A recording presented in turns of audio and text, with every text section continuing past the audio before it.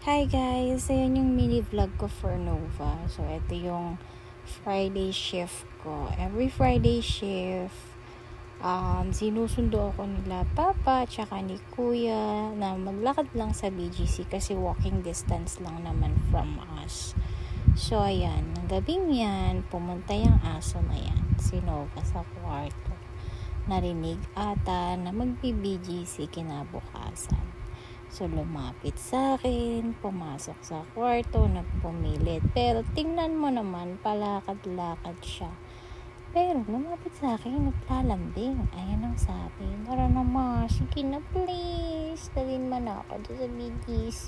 Isama mo si Kuya Tio, or si Tio pala. Sabi niya gano'n. Sabi ko, hindi ko alam. Sabihin mo kay Papa. Sabi ko gano'n. Tapos, ayun. Yan, nilayasan ako. At ayun na nga, nandito na sila sa BGC. Sinundo na ako. So, last shift na yan. Every last shift, punta kaming BGC. Lakad lang kami hanggang sa bahay. Ay, hindi pala lakad hanggang sa bahay. Nagta-tricycle pala kami pagdating sa Pembo. So, yun yung Pembo. Pwede naman naming lakarin, kaso lang pagod na yan dalawa. Kawawa naman si Papa, kinakarga niya kasi yan pagkadating sa may bandang highway. So, nakakapagod din naman. Mabigat yung dalawa. Ayan. Lakad-lakad. Sige, lakad hanggang magsawa. Bastos, naihi. Ayan. Si Tio, pag hiniwalay mo si Nova sa kanya, alam mo yung parang nawala ng girlfriend. Mag-aawain ka niya, kahulang ka niya. Malulungkot siya. Maano mo talaga pag hiniwalay mo yan sa asang yan.